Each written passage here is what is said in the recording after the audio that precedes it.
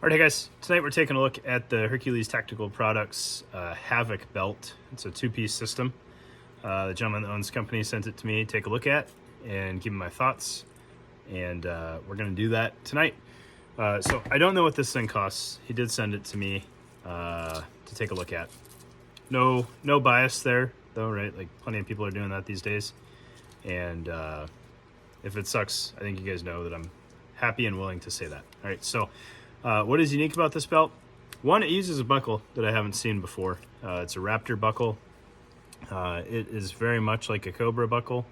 It's got slightly longer forks on it, or I don't know, little prongs to separate it. But the main thing is it has an extra layer of Tegris in it that allows you to mount pouches horizontally. So it works just like your typical Molly belt that you would find essentially anywhere else on the market today where you can mount pouches vertically. However, there's another Tegris core in here, which you can kind of see in this other colored liner here, that allows you to mount pouches horizontally. To my knowledge, it's the only one out there that lets you do that using Molly as intended. You could always kind of arts and craft pouches on there if you wanted to, and there's adapters that will allow you to cant pouches and rotate them 90 degrees.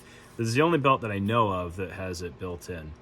And I think a side effect of that is this might be the most rigid belt that I've ever taken a look at. So if you've got like a really heavy setup that you want to put on a belt, this may be for you, right? Otherwise, if you just want the option to mount pouches horizontally, this would also be for you. I will say that comes with some trade-off, which we'll talk about a little bit more when we get it on the table. But let's throw it on there and take a look.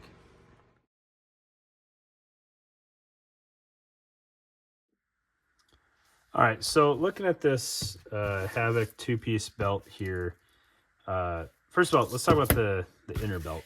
All right, I wear size 34 pants, probably on the high end of that these days. He sent me a medium inner belt. They are not sized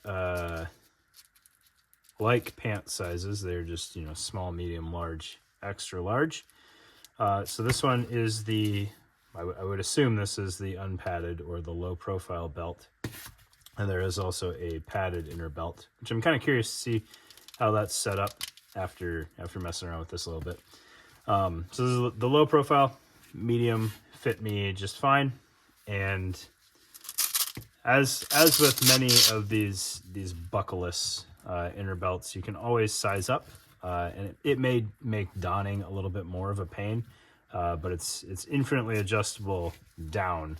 You'll just have more tail to thread back through your belt loops. Right? It does have a Tegris core, however, with no buckle and a little bit thinner profile. It's not a super rigid inner belt. I'm sure you could put a holster on here and be pretty all right. If that is like 100% the way that you want to go, there might be better inner belts out there. However, I don't have any real issues with this, especially if you're only putting a pistol on there, right? Or if you're putting a pistol on here and maybe like a 10-speed pistol mag pouch on the other side that's going to get covered up by the two-piece belt later on, or the outer belt later on if needed, I think you'd be just fine for like something to wear around the fob that's not your go-to belt, right? No issues there. I am curious how the padded one is set up, though. If it's as rigid with some padding, that might be a pretty cool setup. All right. Sizing concern, really the key takeaway there. It fits fine, and I don't have any concerns with sizing. Kind of interesting that a medium fit me. All right.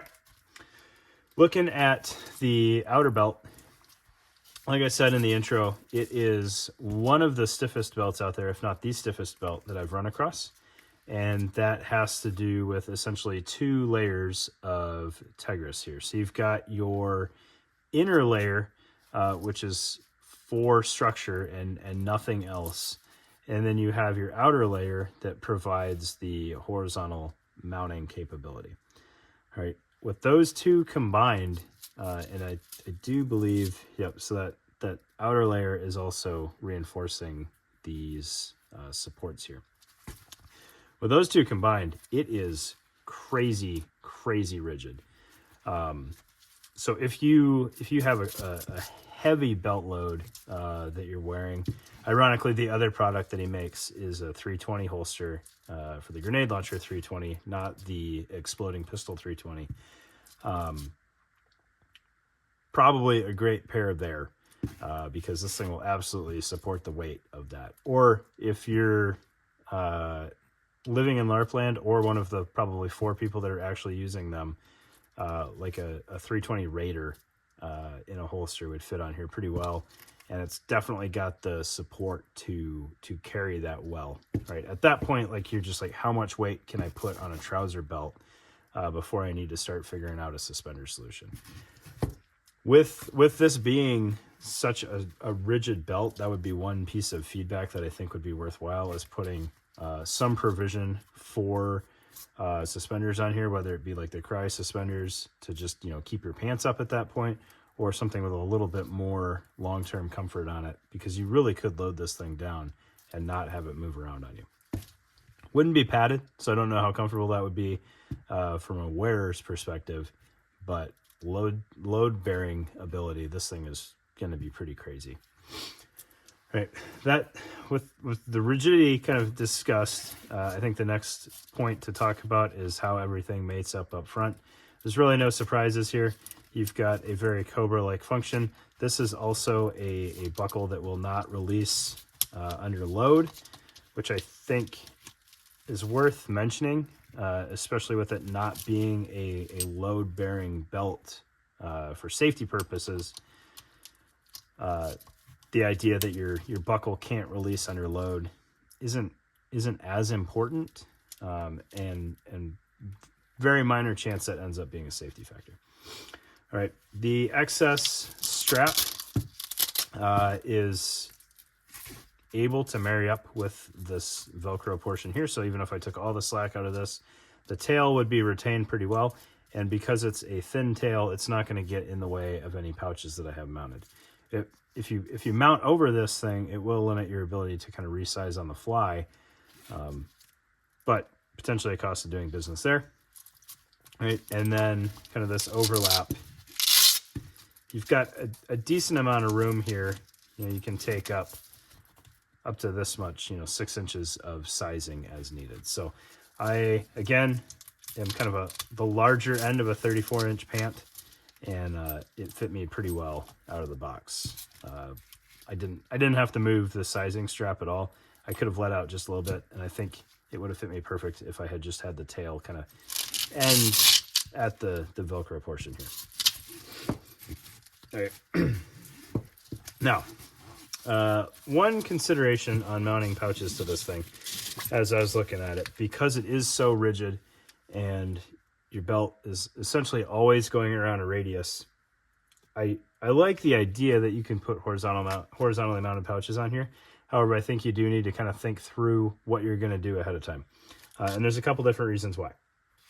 All right, so obviously, when we're talking belt kit, real estate is going to be pretty limited, especially for our marathon runners out there rocking, 32, low end of 34, heaven forbid, 30-inch waist. You're already fairly limited in what you can fit on a belt. And when you mount things horizontally, obviously you're eating up that real estate faster. So, good example being this tourniquet pouch. If we had a tourniquet in here, if I mount it vertically, I am taking up 1.5 inches of my real estate. Whereas if I flip it on the side, depending on how I have it mounted and which direction I need to draw that tourniquet from, you're looking at, between 4 and 6 inches of real estate that you're taking up. All right, so having it horizontal, it needs to be a win to be horizontal in the first place. All right, looking at another consideration, it is only one column essentially at that point. So you need to be kind of smart in what you're deciding to mount. So I think something like a Kiwi pouch from STAC, if that is something that you want to have mounted horizontally, you would be doing just fine because it's got, Kydex core in it that's going to help keep the structure. And then if you just mount it from the top side, using especially something like a malice clip that's also sometimes, you know, too rigid, I think you'll have good success mounting, you know, potentially a speed reload mag up towards the buckle on either side.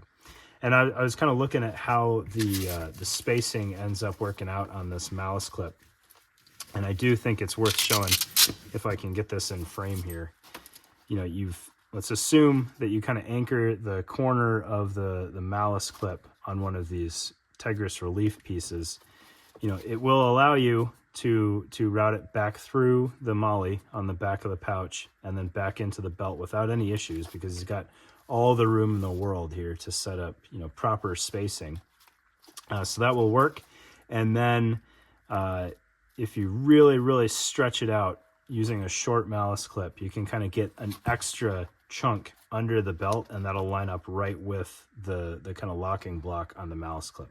So I think by design or by happenstance, a malice clip setup in this configuration works out really well to take all of the slack out of the mounting, and you won't get any side-to-side slop. Right? I did this and I took it back off so you guys could see it better. It is also, I should caution you, kind of a pain to mount things on here, much like with regular molly belts, where you kind of need to bend the belt back on itself to get those columns to open up.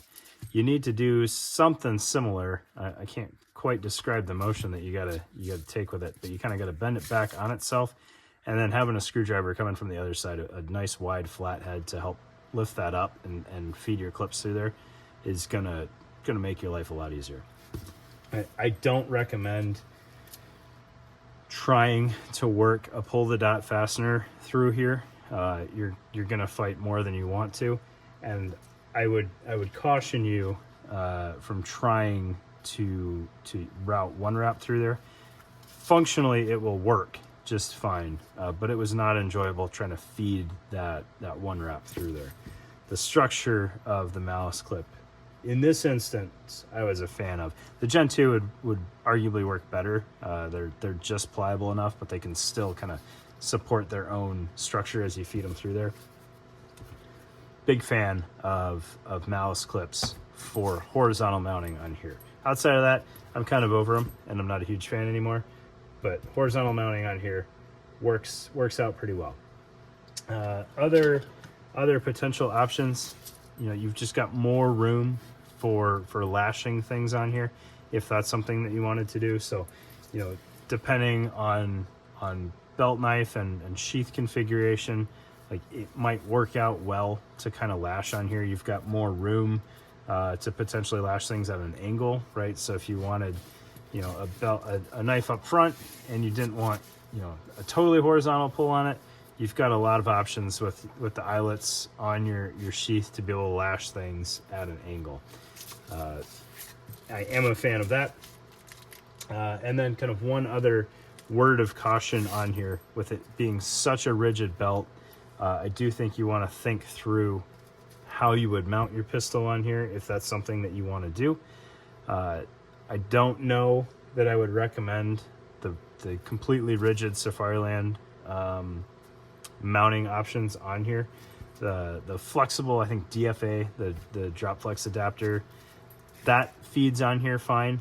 But your rigid UBLs, they get kind of a weird kink. A lot of molly belts get that weird kink on them, but they fight you a little bit. Some of your adapters, though, like your True North Concepts or your Bang Hanger, those work on here without too much issue. And then you do need to kind of think through the orientation of what you got going on. So on the male end of the buckle, you've got a little bit more dead space, potentially where you don't have molly available.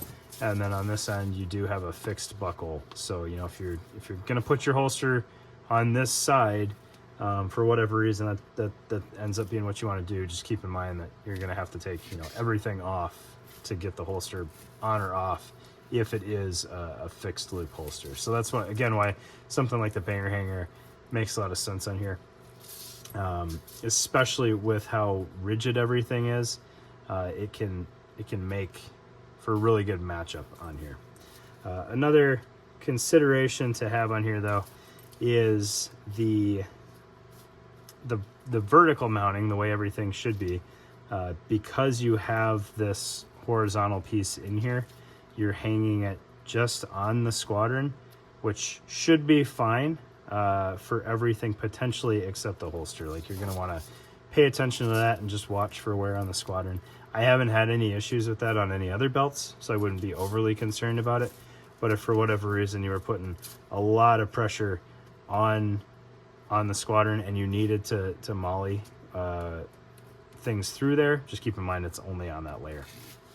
All told, I don't know how much the belt costs, which could be a large factor when you're looking at other options on the market. But if you want a very, very rigid belt or the option of mounting things horizontally, I do think this is worth looking at for sure. It's a capability that I'm not familiar with in any other belt, at least, when done properly. So there you go. That is the Hercules Tactical Products HaVOC belt. Go give it a look. See what you guys think. Thanks.